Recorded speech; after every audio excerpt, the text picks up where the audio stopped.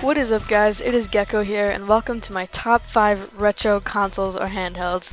It's basically consoles or handhelds because 4 of the 5 are consoles and I squeezed in a handheld, plus there's one honorable mention which is also a console.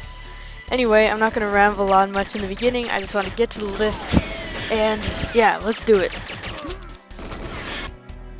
In the number 5 position, we've got the Nintendo 64. And this is number 5 because, I mean, it's just an all-around awesome console.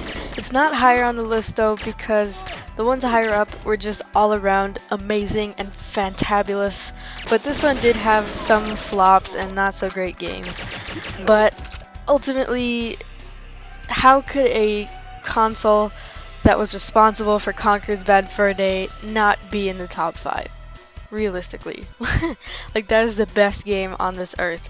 So anyway, that's not the only reason why it's on this list though. It does have a lot of great games. There were no real major, problems with it. And yeah, just all around awesome console. So anyway, let's move on to number 4. At number 4 is the only handheld on this list, the Game Boy. So for this entry, I'm sort of mushing the Game Boy, Game Boy Color, and some of the Game Boy Advance into one thing. But ultimately, it was just awesome. It is still, to date, my favorite handheld of all time. I mean, to me, it trumps, all the following Nintendo handhelds. It trumps, PSP, PS Vita, whatever. It's just awesome. And I mean, it had a great selection of games all across the 3 versions, the 3 main versions, and I feel like Nintendo really went all out in trying to make this just an awesome, fun experience while you're playing this. While you're playing your Game Boy, you just whip out your Game Boy, and you have fun no matter what you're playing. Plus it had Tetris, which took hours of my life. And yeah, it was just an amazing handheld in every way. And yeah, I mean, there's not much more to say for it, but I've clocked probably more hours on my, Game Boy and Game Boy Advance than I have on any console or anything like that. And it's just so worn out. So I mean, I just love the crap out of my Game Boy. So that is why it is the only handheld on this list. I believe that it most definitely deserves this place.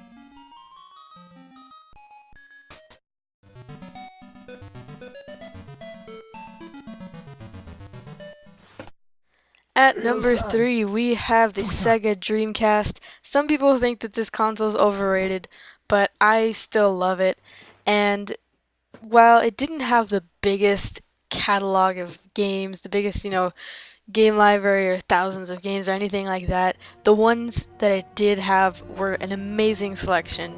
And it was really the last system made by Sega, and I mean, it was just awesome. I remember just so many fun times with it.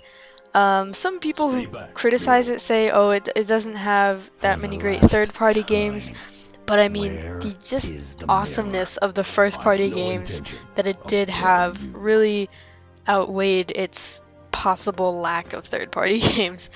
So that is why it's number 3. I'm sure a lot of people agree with me, even though it does have its critics, but I mean, what doesn't have critics, honestly? So yeah, that's why this is number 3. Let's go ahead and move on to number 2. At number 2, we have the PS1, or just PlayStation.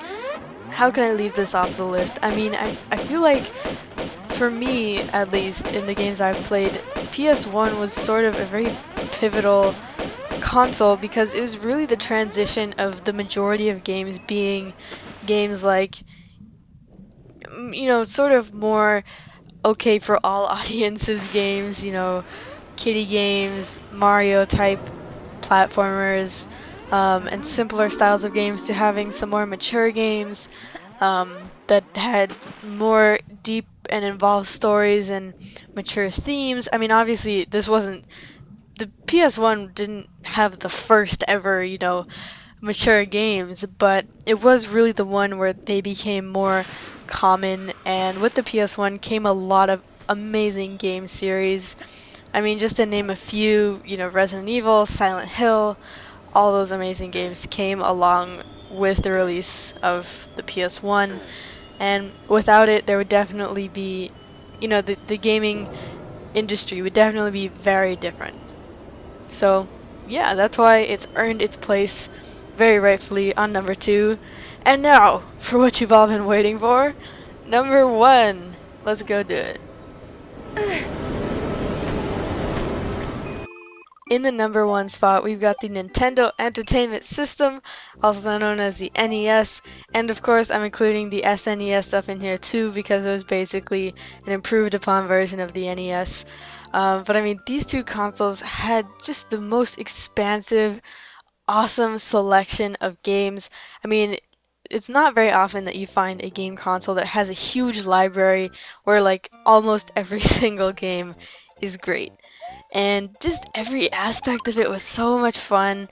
I had just incredible amount of fun on this console. This was really the console that got me hooked on gaming, and it did start a majority of the biggest game series today, which is obviously saying quite a bit about the console on its own, and a lot of those series that started are still going very strong today. And I just love the graphics. I love the 12, 32, 64-bit, pixel graphics. Those are awesome. It had some great audio too. I think that's something that wasn't very common in a lot of retro games, was awesome audio. And it just had just so much fun times. I mean, there's just not much else I could say. I just had a lot of fun with it, and ultimately that's what games are for, right? So yeah, that's basically why it's in the number 1 spot. I hope you all agree with me on that one. And just as a quick honorable mention, I wanted to add the Neo Geo on here. If this was a top 6 list, this would definitely be my number 6. The Neo Geo basically took all these awesome arcade games and made them compatible so that you could play them at home, which was awesome. I know a lot of gamers were just like loved the crap out of this console because they didn't have to go out to the arcade anymore. They could stay home. Obviously, they didn't have to pay, the coins for the credits every time they wanted to keep playing the game. And arcade games are really what started the whole gaming industry, so obviously this needed a place somewhere or some sort of mention.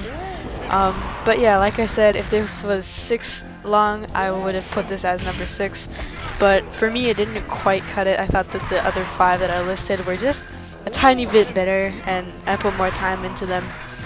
But anyway, I wanted to mention something about it. But yeah, that was basically my list, guys. I hope you all enjoyed it and agreed with it, at least on some level. And if you didn't, or you did, or whatever, go ahead and leave me a comment. Tell me what you thought about my list. Or if you've got a totally different list, go ahead and let me know what it is.